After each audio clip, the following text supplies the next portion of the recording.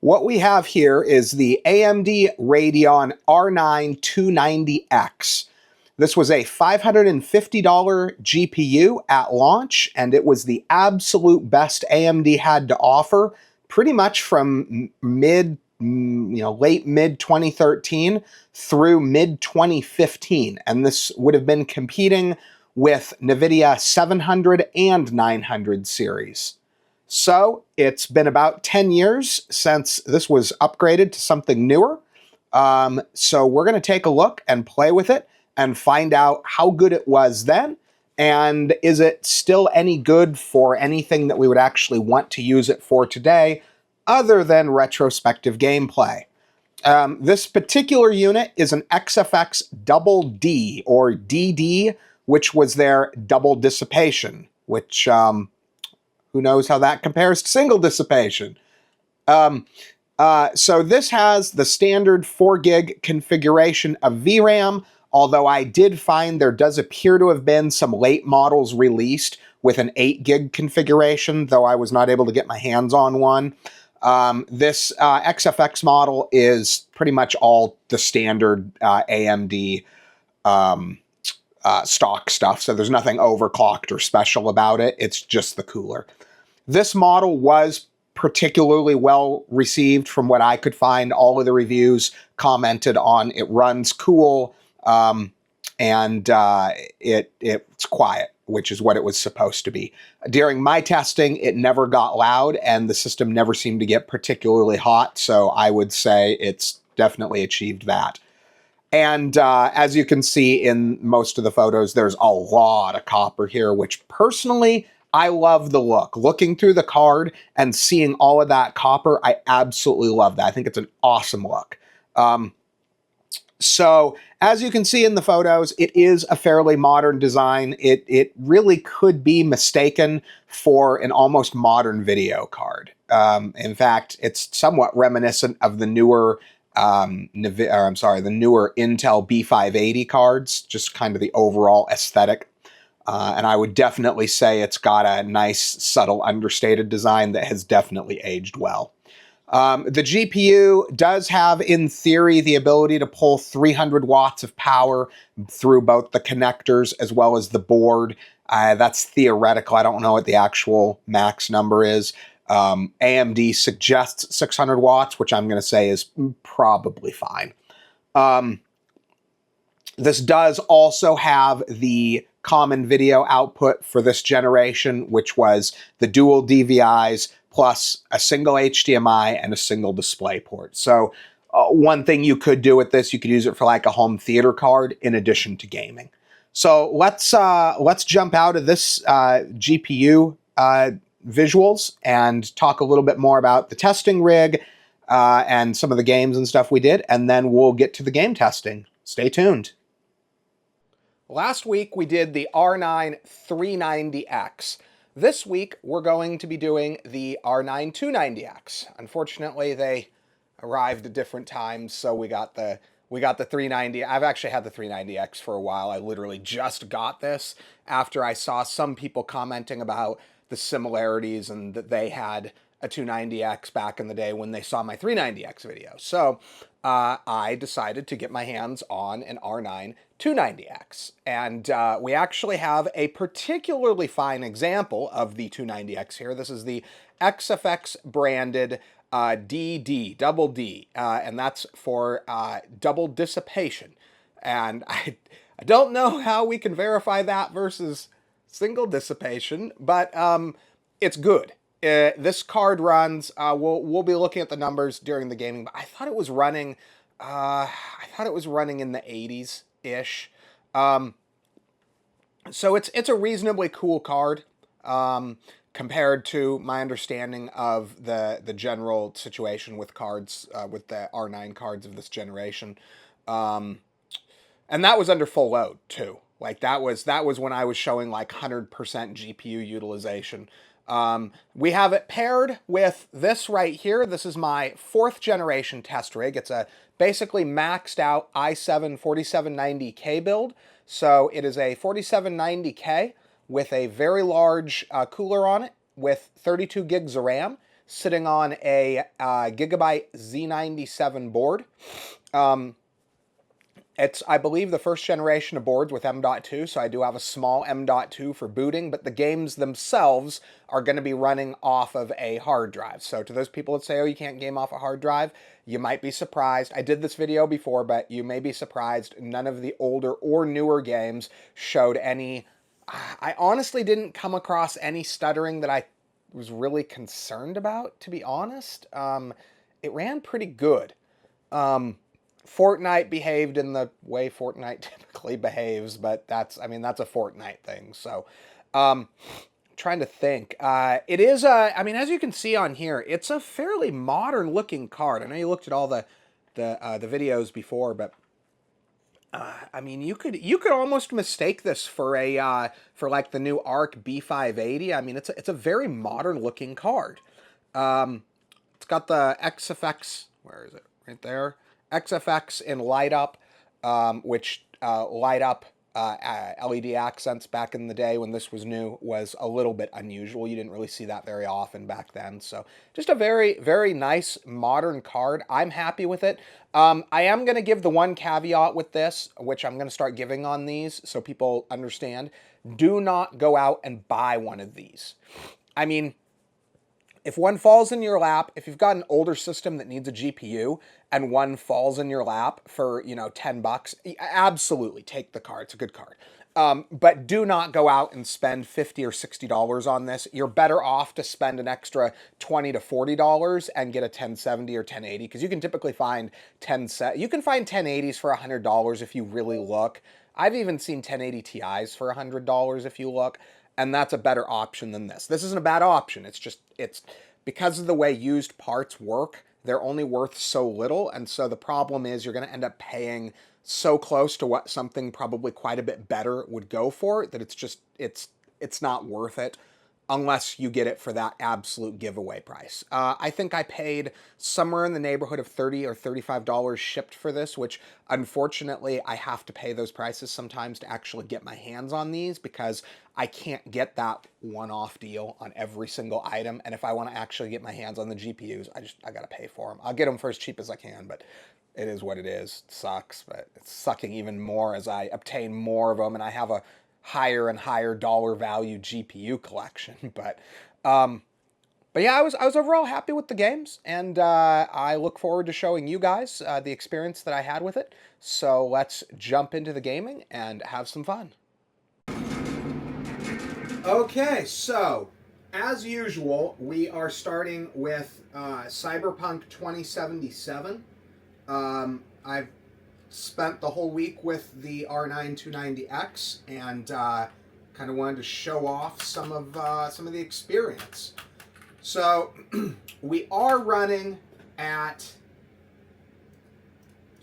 1080p. Now, in theory, this could potentially be run at 1440, but we're going to be testing games at 1080 because 1440 is really... Back when this video card was new, you weren't really typically running at 1440. Occasionally you'd have a game that would run that, but you would have to have games that were fairly well optimized even back then to really hit 1440. So I think that this, in 12 years later, because this is a 12-year-old video card, I feel like we've got a 1080p experience.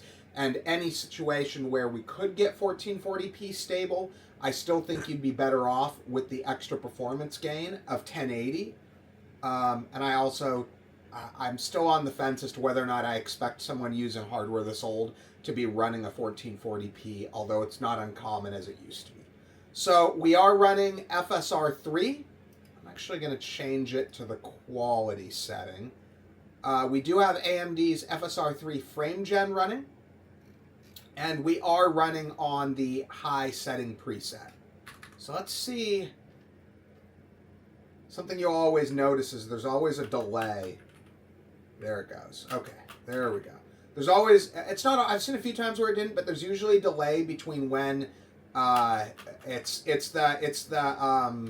the frame gen, I think. It takes it a second after you get out of something that's not actual game graphics for it to start redoing frame generation.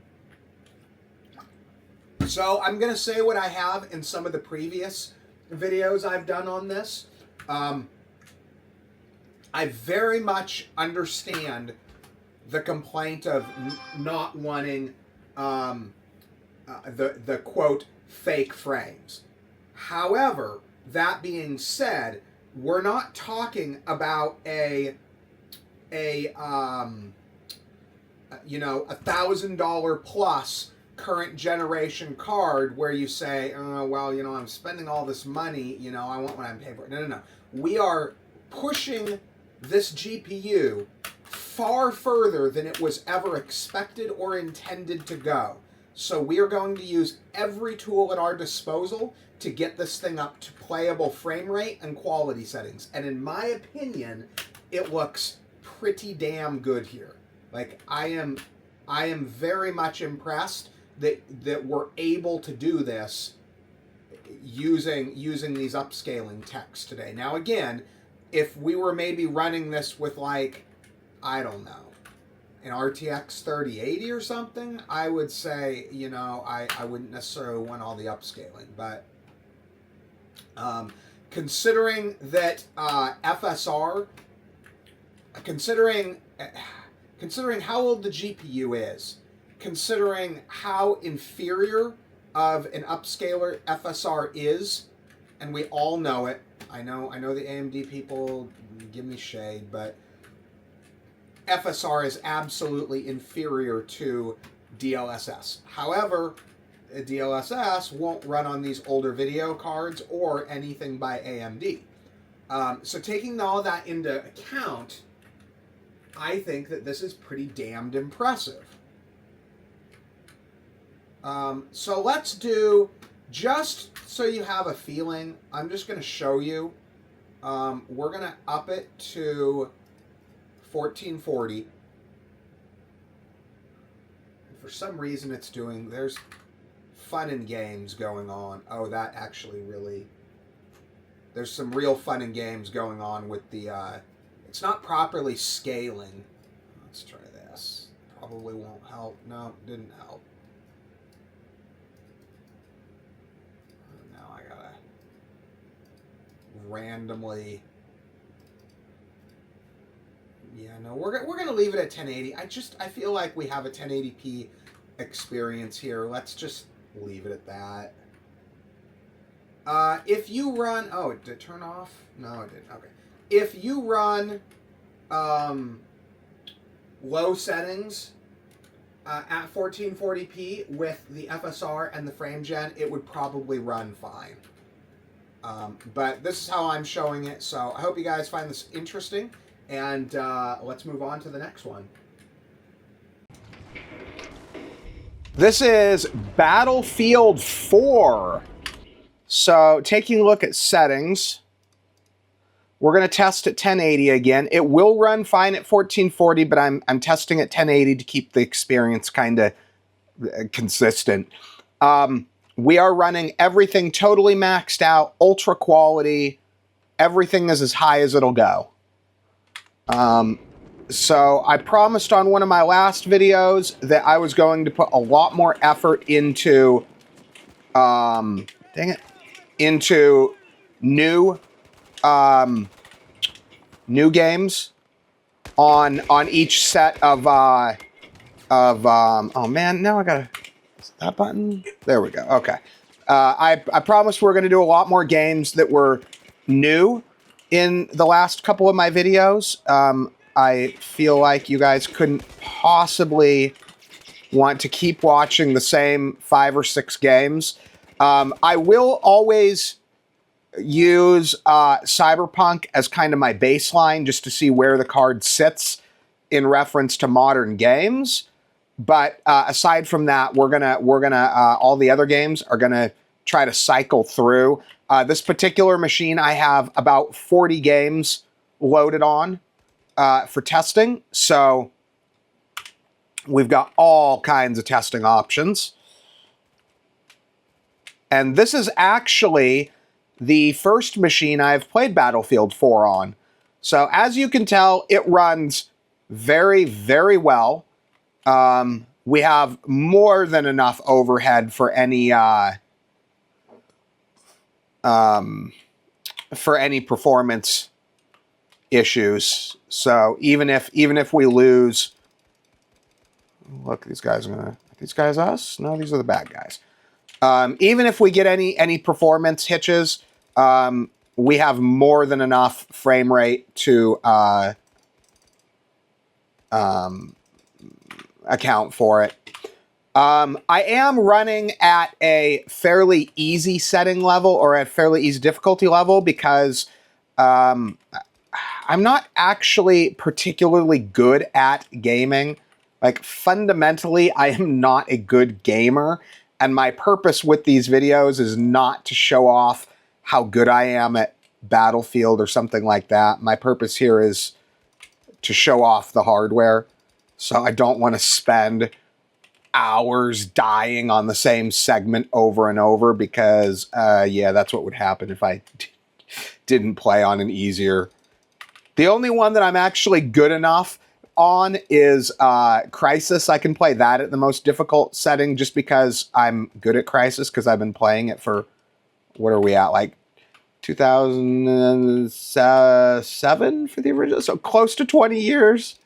I mean, it took me 20 years to to get good at Crysis, so you know, which obviously means I'm about 40 now. I'm probably not going to have 20 more years to get good at any more games. That being said, a lot of the skills do transfer over, so maybe it won't take me as long on some of these others. So this looks quite awesome. And this is, you know, as I've said with a lot of these games, a lot of these aren't really what you would consider a, shall we say, retrospective experience. I mean, some of these games are really pretty close to what the average game still looks like today. Now, there's certainly outliers like Cyberpunk, for example, that look, you know, nicer than this. But as far as like your average run-of-the-mill game that's not intended to be a system bleeder like Cyberpunk, a lot of new games still really don't look that much better than this. So it's definitely worth playing. But anyway, let's get to the next one and have some more fun. This is Call of Duty Advanced Warfare. So on this one, we have everything maxed out. This one, we have a ton of room to play around on. I'm actually surprised it's running this good. I thought I remembered this requiring a little bit of performance to run, but I mean, this game's a year newer than the video card. So we've got everything maxed. And then I still was hitting over 100 FPS. So what we did was we super sampled 2x. I believe that's 1440p. I think 2x is 1440. So what it's doing is it's rendering at double 1080p, and then it is outputting 1080p, it's kind of like if you take a video at 4K and then you output a final file that's 1080. It's the same idea. You get a super crisp.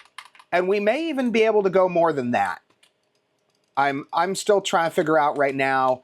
This is the very beginning of the game. It's been a while since I played this. This used to be one of my primary test games. But it's been a while, and I switched to. I think I stopped with this one around when I started with Cyberpunk, maybe. But I mean, this looks really good. Like a lot of these games that I'm playing, they're games that I haven't actually tested in a long time with modern hardware and with the ability to actually really max them out to these levels. And this is really not bad. And I'd argue, again, just like Battlefield 4, Oh, dang it. What? Oh, jeez. Oh, where does it want me to go? It wants me to go this way, maybe? I don't know what they want. What the heck do they want? Maybe it wants me to go this way.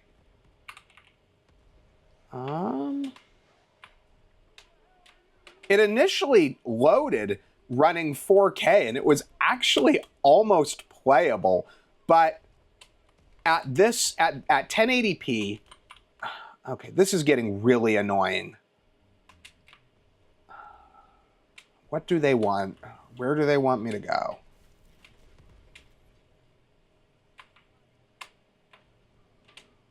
Nothing like killing you if you exit your the place it wants you to go.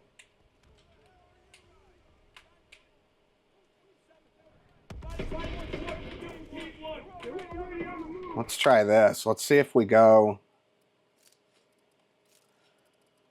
Let's see what happens if it ups it to...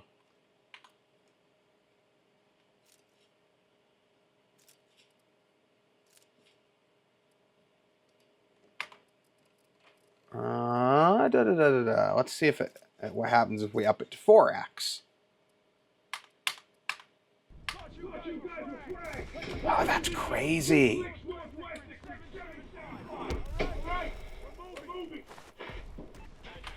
The interesting thing is that I'm running it at 1080p on a 4K monitor, and normally this looks like garbage, but this actually looks really good. It's, in theory, it should, because it scales perfectly, 1080p and 4K, but it's not usually this good. This is better than it normally scales. I'm kind of surprised. And I believe we are running at effectively 4K, but let's put it back at 2x, because I think the loss of it's holding steady at that high 40s, or mid 40s, but let's put it back to where we're hitting that 60, 70, 80 FPS. We don't really need 4x super sampling, so let's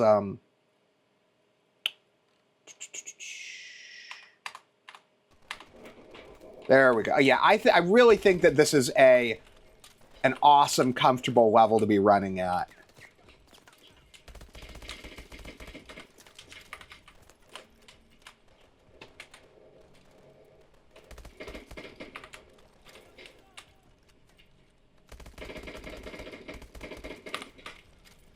Yeah, this makes me very happy.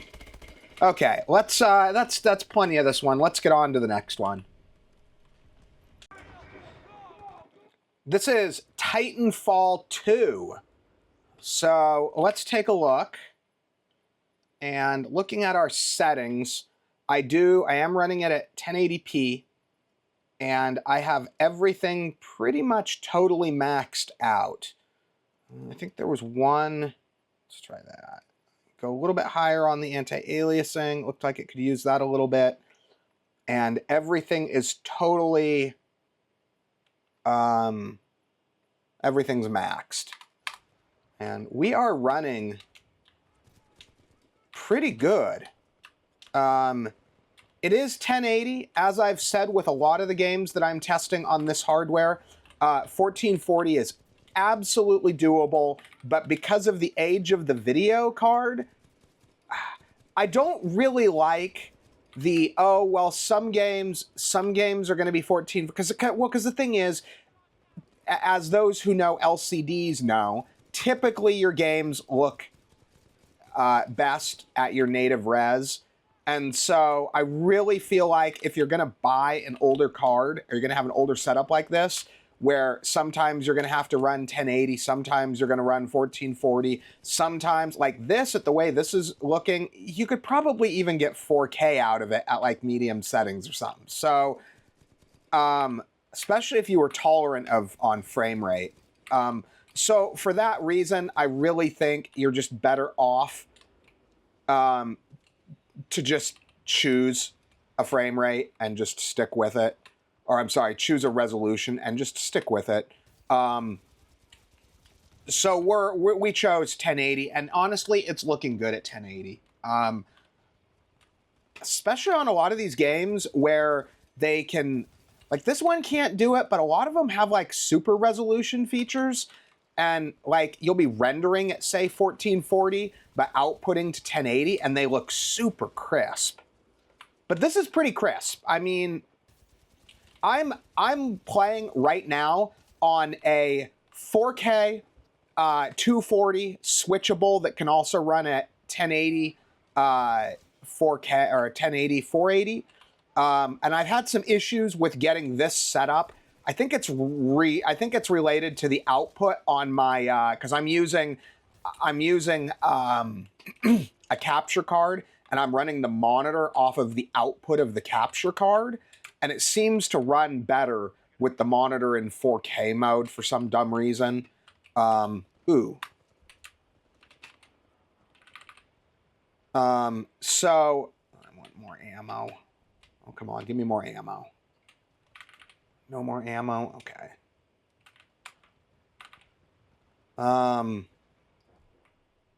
And I'm telling you, it is not looking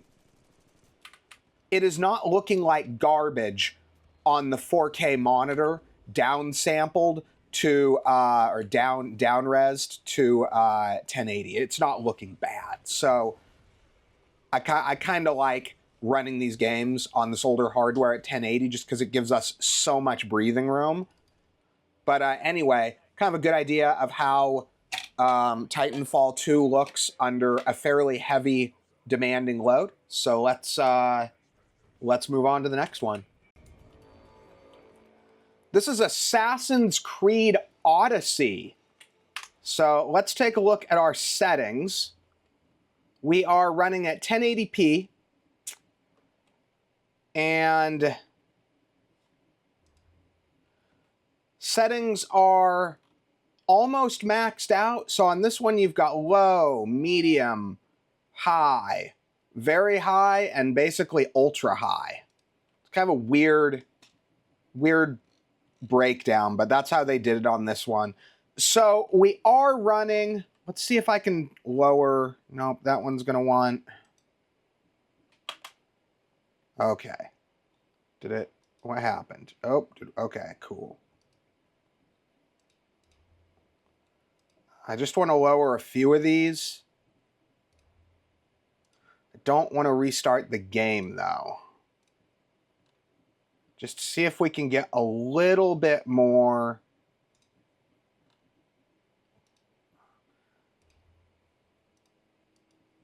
I'm not quite thrilled.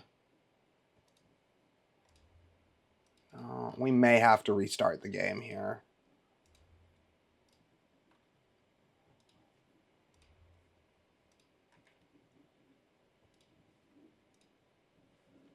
Okay, maybe that'll help us just enough to get us. Okay. Yep, so we just needed a little bit higher. Now, on Assassin's Creed Odyssey, you can run lower frame rates. You don't have to be at crazy frame rates to run this game. We're going to have to see here, though, whether or not it stays at playable even under. Dang it, that wasn't what I wanted.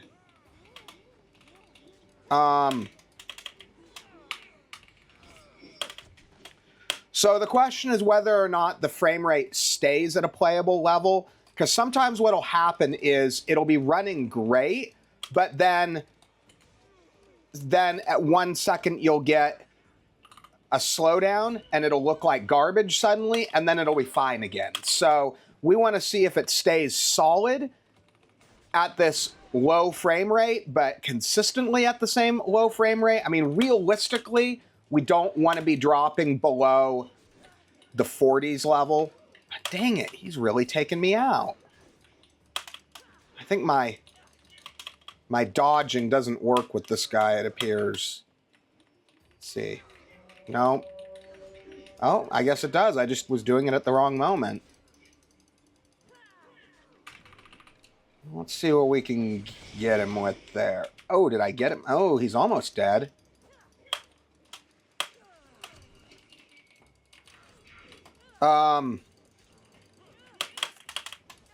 This isn't bad. So we do appear to be staying consistent, which is what we want.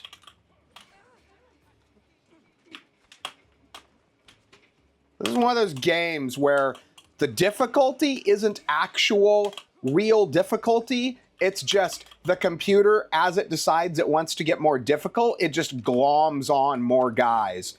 And eventually you get to the point where there's just so many guys that there's nothing that you can do, no matter how good you are. There's just only so much that you can do, and then you gotta run. Rather than them making individual characters more intelligent or something like that, which has always kind of annoyed me with this game, but... Okay, we gotta kill this mercenary.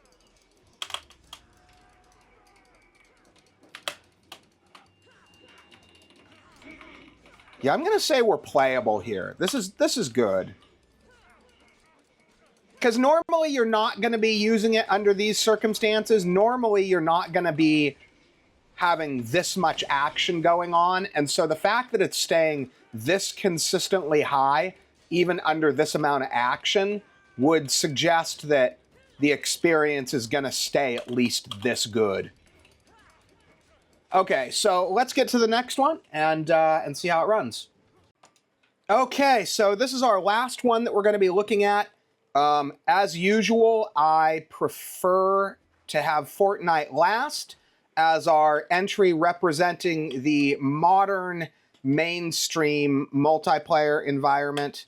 To be honest, this is the game I think people are most likely to actually want to play just because it's such a common option that people are just still pretty big into.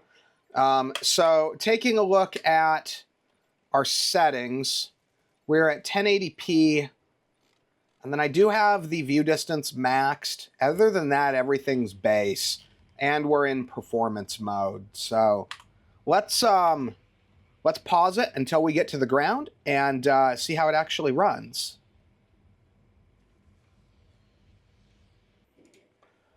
Okay, so the biggest thing with Fortnite is always going to be the question of really big frame rate swings. So Fortnite, you'll look like you're running at like 200 FPS, but then suddenly it'll lock up, yeah, kind of like that for just a second, and you'll realize, oh no, you're actually really only hitting a consistent, like, you know, 80, 70 FPS, something like that.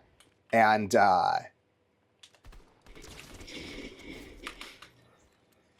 we seem to be pretty good, though, here. It's not running at, like, a super extreme frame rate, but it's... I hope I'm not speaking too soon, but it's not bad. I think they may have optimized stuff a bit since the last time I played.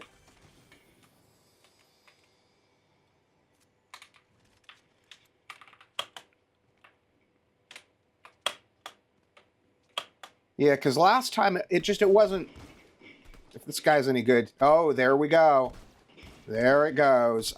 He must not be very good, because if he was, he would have taken me out when that happened. And that wouldn't have happened. Yeah, that was a bot.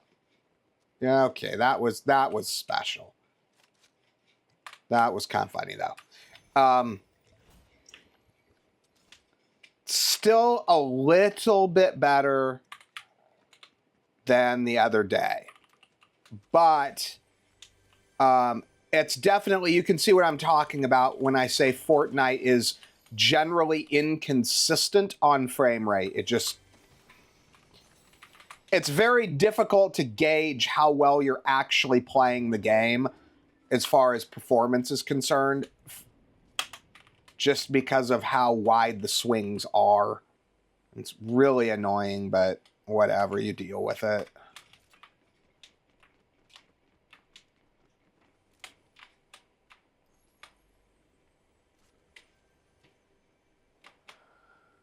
I guess it could always be worse.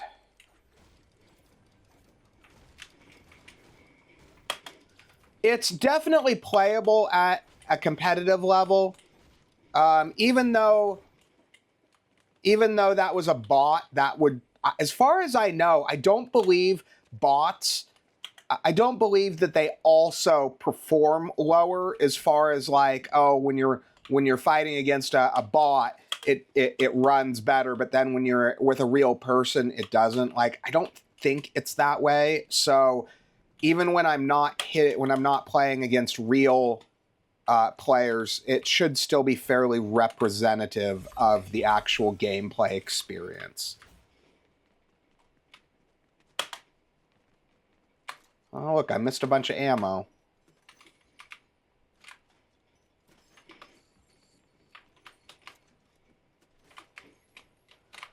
I feel like they go through phases on how easy or hard it is to get ammo. I don't know what's up with that.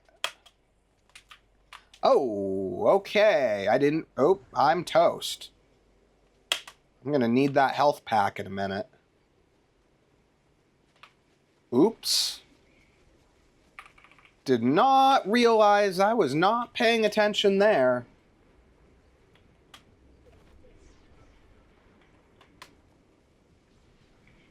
Yeah, it's playable. It's not bad. It's just, it's not anything to call home about. That's for sure. What is this asshole doing? I'm gonna go with probably a bot, but I don't know for sure.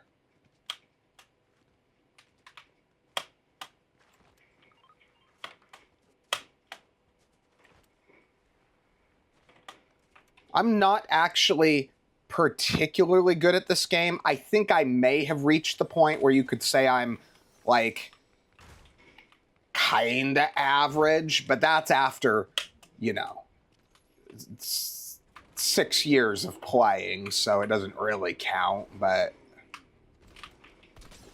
there's no way that this guy is real. Well, maybe he is. I don't think so.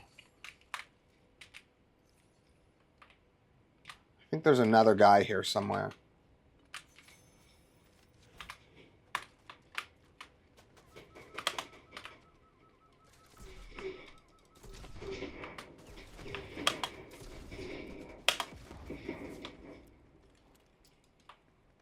Oh, come on. Okay, I think that's a real player because he's actually putting in some effort. Why is he running from me, though? Because I'm not actually that good. Oh, yeah, that was a real guy.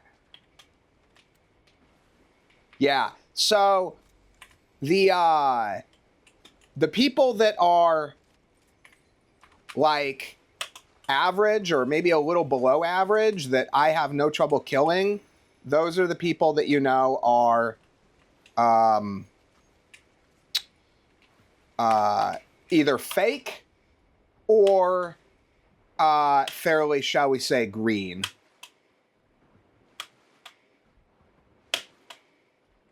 But hey, it's not as bad as it used to be. I mean, I used to suck so bad that I'd get, if I was lucky, like a couple of elims a week. If I was lucky, like I'd play for like, I don't know, 5 or 6 days, and I'd make like 1 kill. It was pretty bad. Okay, so anyway, we are more than enough here, so let's call it a day on this one.